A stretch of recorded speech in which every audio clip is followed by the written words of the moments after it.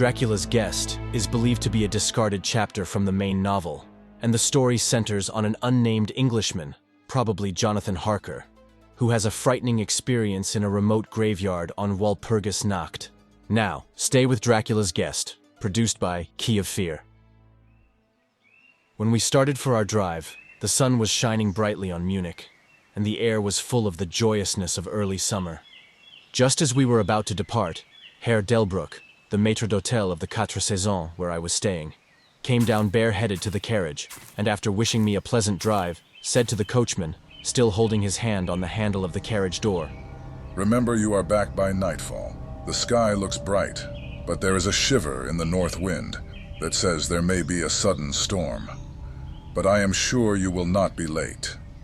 Here he smiled and added, "For you know what night it is."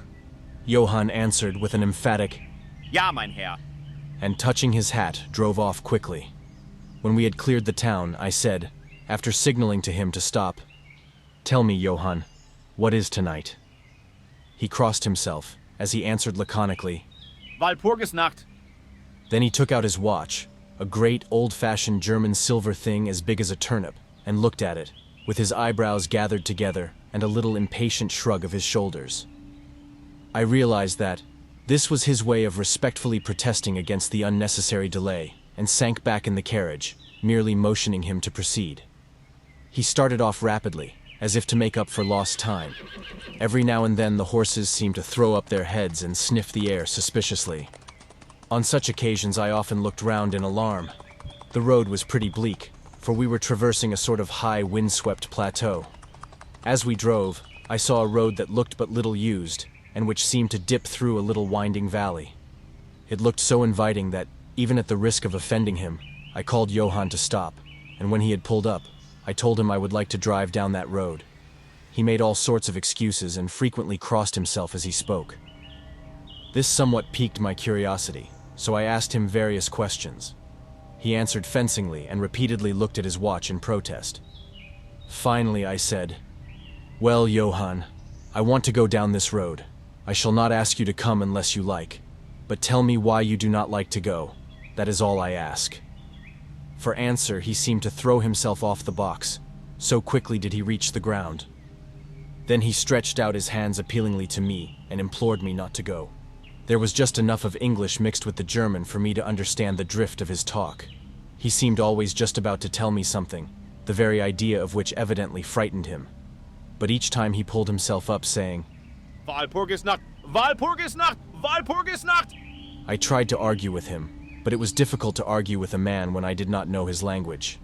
The advantage certainly rested with him, for although he began to speak in English of a very crude and broken kind, he always got excited and broke into his native tongue, and every time he did so, he looked at his watch.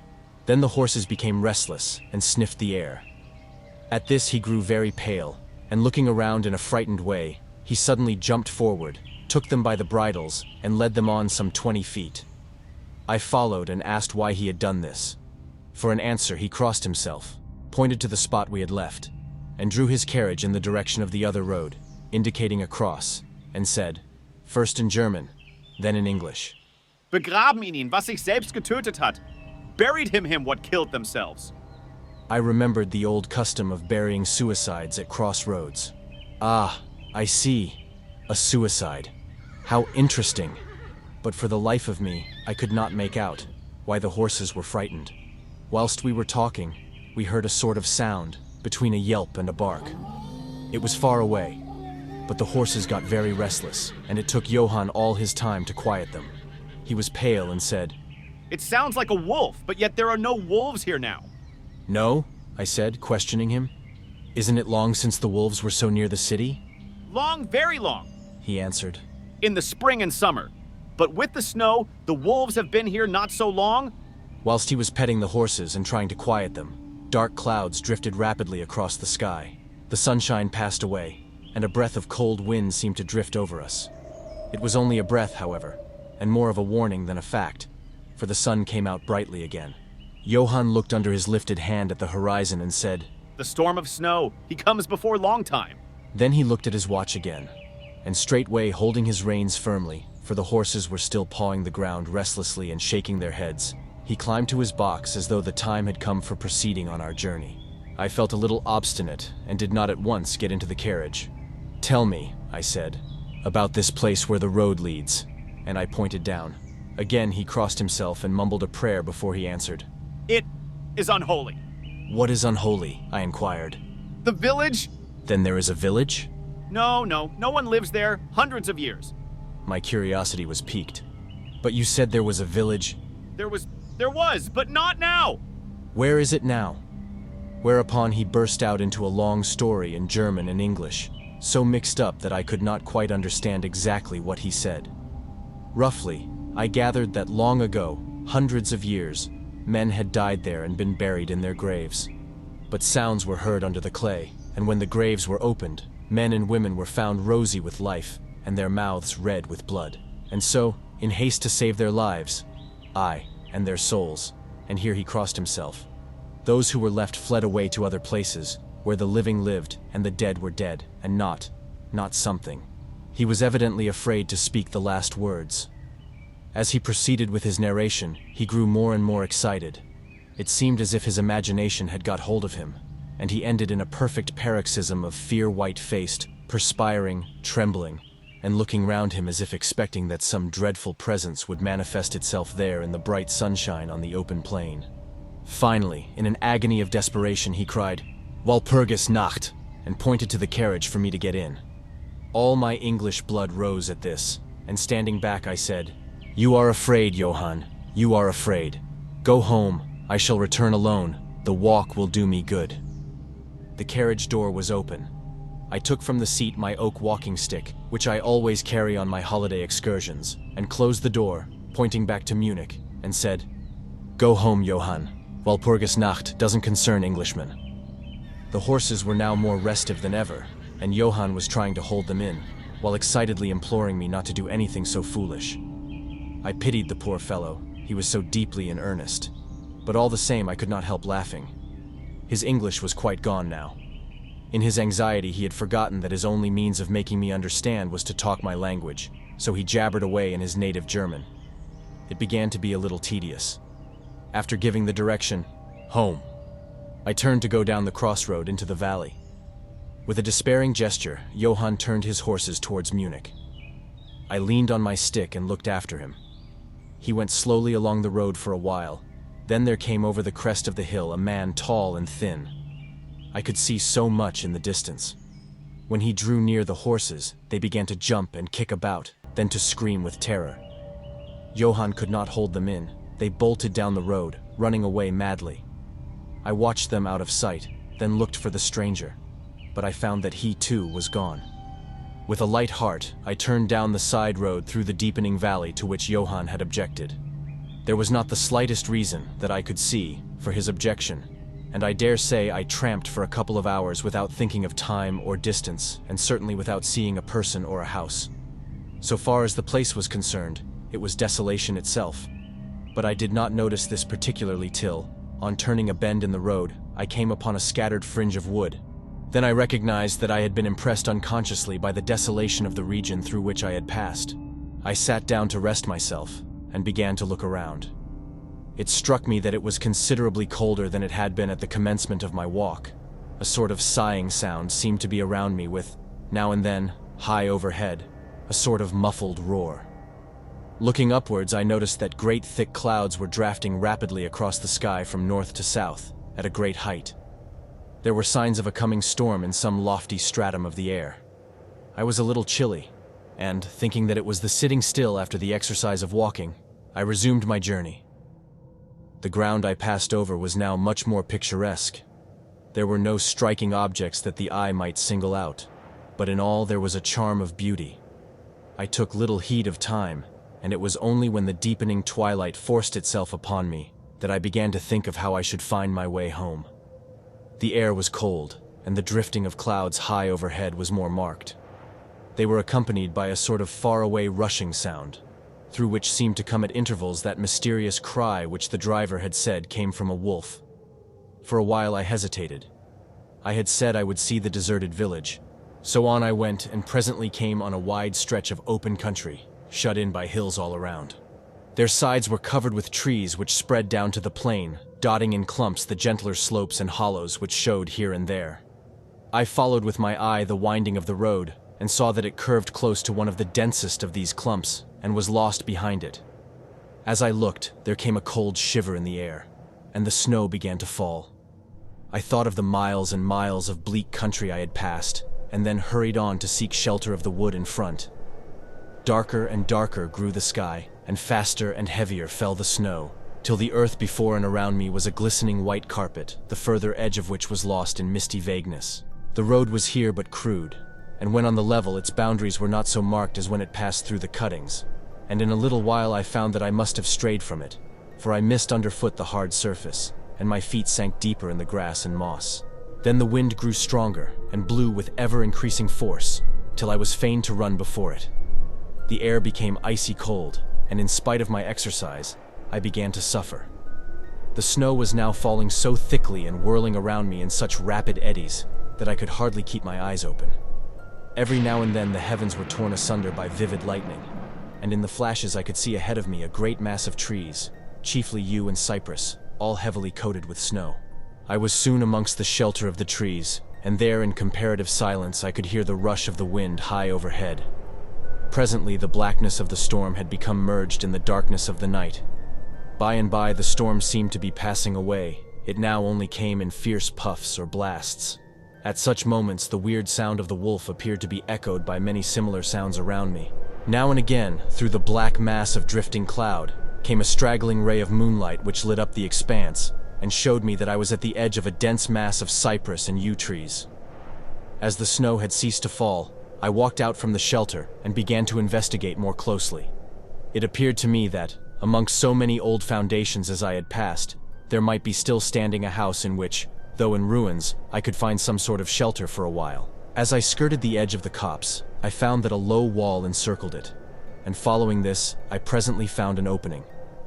Here the cypresses formed an alley leading up to a square mass of some kind of building. Just as I caught sight of this, however, the drifting clouds obscured the moon, and I passed up the path in darkness. The wind must have grown colder, for I felt myself shiver as I walked, but there was hope of shelter, and I groped my way blindly on. I stopped, for there was a sudden stillness. The storm had passed, and perhaps in sympathy with nature's silence, my heart seemed to cease to beat. But this was only momentarily, for suddenly the moonlight broke through the clouds, showing me that I was in a graveyard, and that the square object before me was a great massive tomb of marble, as white as the snow that lay on and all around it. With the moonlight there came a fierce sigh of the storm which appeared to resume its course with a long, low howl, as of many dogs or wolves.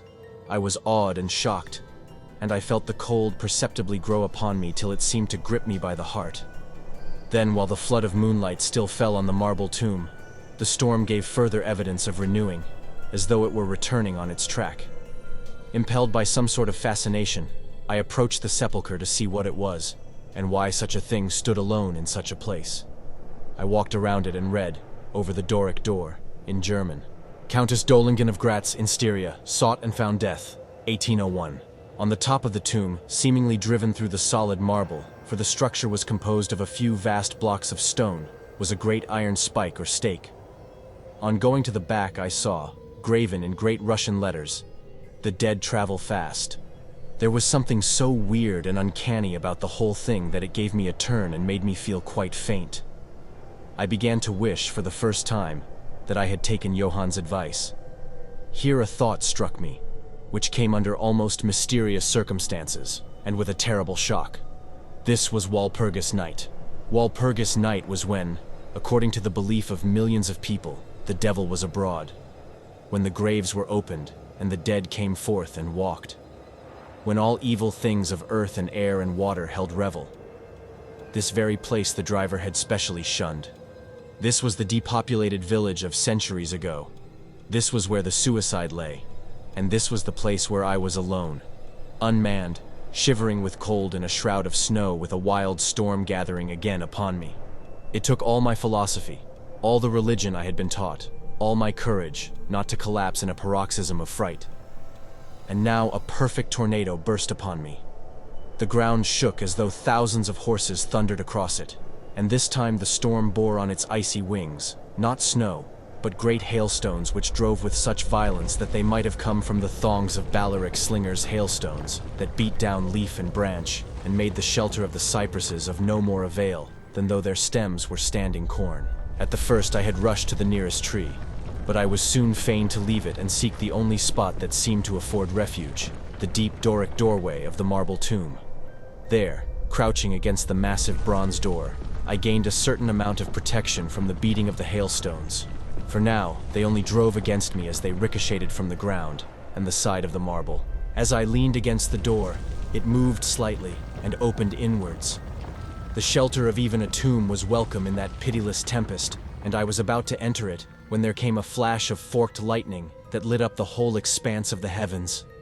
In the instant, as I am a living man, I saw, as my eyes turned into the darkness of the tomb, a beautiful woman with rounded cheeks and red lips, seemingly sleeping on a bier. As the thunder broke overhead, I was grasped as by the hand of a giant and hurled out into the storm. The whole thing was so sudden that, before I could realize the shock, moral as well as physical, I found the hailstones beating me down. At the same time, I had a strange, dominating feeling that I was not alone. I looked towards the tomb. Just then, there came another blinding flash, which seemed to strike the iron stake that surmounted the tomb, and to pour through to the earth, blasting and crumbling the marble, as in a burst of flame. The dead woman rose for a moment of agony while she was lapped in the flame, and her bitter scream of pain was drowned in the thunder crash. The last thing I heard was this mingling of dreadful sound, as again I was seized in the giant grasp and dragged away, while the hailstones beat on me, and the air around seemed reverberant with the howling of wolves. The last sight that I remembered was a vague, white, moving mass, as if all the graves around me had sent out the phantoms of their sheeted dead, and that they were closing in on me through the white cloudiness of the driving hail. Gradually there came a sort of vague beginning of consciousness, then a sense of weariness that was dreadful. For a time I remembered nothing, but slowly my senses returned. My feet seemed positively racked with pain, yet I could not move them. They seemed to be numbed. This period of semi-lethargy seemed to remain a long time, and as it faded away I must have slept or swooned. Then came a sort of loathing, like the first stage of seasickness, and a wild desire to be free of something, I knew not what. A vast stillness enveloped me, as though all the world were asleep or dead, only broken by the low panting as of some animal close to me. I felt a warm rasping at my throat. Then came a consciousness of the awful truth which chilled me to the heart and sent the blood surging up through my brain. Some great animal was lying on me and now licking my throat. I feared to stir, for some instinct of prudence bade me lie still. But the brute seemed to realize that there was now some change in me, for it raised its head. Through my eyelashes I saw above me the two great flaming eyes of a gigantic wolf. Its sharp white teeth gleamed in the gaping red mouth, and I could feel its hot breath fierce and acrid upon me. For another spell of time I remembered no more. Then I became conscious of a low growl, followed by a yelp, renewed again and again. Then, seemingly very far away, I heard a "Holloa! Holloa!" as of many voices calling in unison. Cautiously I raised my head and looked in the direction whence the sound came, but the cemetery blocked my view. The wolf still continued to yelp in a strange way, and a red glare began to move round the grove of cypresses, as though following the sound. As the voices drew closer, the wolf yelped faster and louder. I feared to make either sound or motion. Nearer came the red glow over the white pall which stretched into the darkness around me. Then all at once, from beyond the trees, there came at a trot a troop of horsemen bearing torches. The wolf rose from my breast and made for the cemetery. I saw one of the horsemen, soldiers by their caps and their long military cloaks, raise his carbine and take aim. A companion knocked up his arm, and I heard the ball whiz over my head. He had evidently taken my body for that of the wolf. Another sighted the animal as it slunk away, and a shot followed. Then, at a gallop, the troop rode forward, some towards me, others following the wolf as it disappeared amongst the snow-clad cypresses. As they drew nearer, I tried to move but was powerless, although I could see and hear all that went on around me. 2 or 3 of the soldiers jumped from their horses and knelt beside me. One of them raised my head and placed his hand over my heart. Good news, comrades! His heart still beats! Then some brandy was poured down my throat. It put vigor into me, and I was able to open my eyes fully and look around. Lights and shadows were moving among the trees, and I heard men call to one another. They drew together, uttering frightened exclamations, and the lights flashed as the others came pouring out of the cemetery pell-mell, like men possessed. When the further ones came close to us, those who were around me asked them eagerly, "Well, have you found him?" The reply rang out hurriedly, "No, no, come away quick, quick! This is no place to stay, and on this of all nights!" What was it, was the question, asked in all manner of keys. The answer came variously, and all indefinitely, as though the men were moved by some common impulse to speak, yet were restrained by some common fear from giving their thoughts. It indeed," gibbered one, whose wits had plainly given out for the moment. "A wolf, and yet not a wolf," another put in shudderingly. "No use trying for him without the sacred bullet," a third remarked in a more ordinary manner. "Serve us right for coming out on this night. Truly, we have earned our 1,000 marks," were the ejaculations of a fourth. "There was blood on the broken marble," another said after a pause. "The lightning never brought that there. And for him, is he safe? Look at his throat. See, comrades, the wolf has been lying on him and keeping his blood warm." The officer looked at my throat and replied, "He is all right. The skin is not pierced. What does it all mean? We should never have found him but for the yelping of the wolf." "What became of it?" asked the man who was holding up my head, and who seemed the least panic-stricken of the party, for his hands were steady and without tremor. On his sleeve was the chevron of a petty officer. "It went home," answered the man, whose long face was pallid, and who actually shook with terror as he glanced around him fearfully. "There are graves enough there in which it may lie. Come, comrades, come quickly. Let us leave this cursed spot." The officer raised me to a sitting posture, as he uttered a word of command. Then several men placed me upon a horse. He sprang to the saddle behind me, took me in his arms, gave the word to advance, and, turning our faces away from the cypresses, we rode away in swift military order. As yet my tongue refused its office, and I was perforce silent. I must have fallen asleep, for the next thing I remembered was finding myself standing up, supported by a soldier on each side of me. It was almost broad daylight, and to the north a red streak of sunlight was reflected like a path of blood over the waste of snow. The officer was telling the men to say nothing of what they had seen, except that they found an English stranger guarded by a large dog. "Dog! That was no dog!" cut in the man who had exhibited such fear. "I think I know a wolf when I see one." The young officer answered calmly, "I said a dog." "Dog," reiterated the other ironically. It was evident that his courage was rising with the sun, and pointing to me, he said, "Look at his throat. Is that the work of a dog, master?" Instinctively, I raised my hand to my throat, and as I touched it, I cried out in pain. The men crowded round to look, some stooping down from their saddles, and again there came the calm voice of the young officer. "A dog, as I said. If aught else were said, we should only be laughed at." I was then mounted behind a trooper, and we rode on into the suburbs of Munich. Here we came across a stray carriage into which I was lifted, and it was driven off to the Quatre Saisons, the young officer accompanying me, whilst a trooper followed with his horse, and the others rode off to their barracks. When we arrived, Herr Delbruck rushed so quickly down the steps to meet me that it was apparent he had been watching within. Taking me by both hands, he solicitously led me in. The officer saluted me and was turning to withdraw, when I recognized his purpose and insisted that he should come to my rooms. Over a glass of wine, I warmly thanked him and his brave comrades for saving me. He replied simply that he was more than glad, and that Herr Delbruck had at the first taken steps to make all the searching party pleased, at which ambiguous utterance the maître d'hôtel smiled, while the officer plead duty and withdrew. "But Herr Delbruck," I inquired, "how and why was it that the soldiers searched for me?" He shrugged his shoulders, as if in depreciation of his own deed, as he replied, "I was so fortunate as to obtain leave from the commander of the regiment in which I serve, to ask for volunteers." "But how did you know I was lost?" I asked.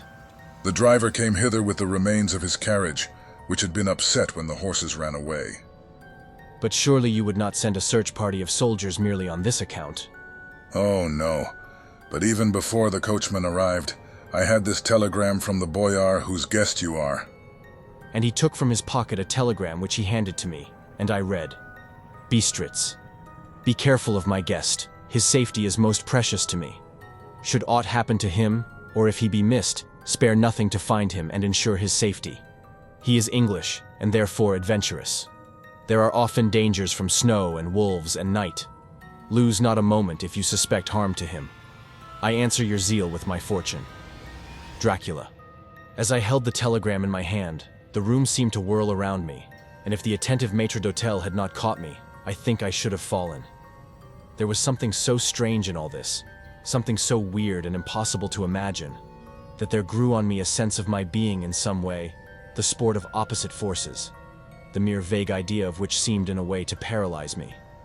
I was certainly under some form of mysterious protection. From a distant country had come, in the very nick of time, a message that took me out of the danger of the snow sleep and the jaws of the wolf.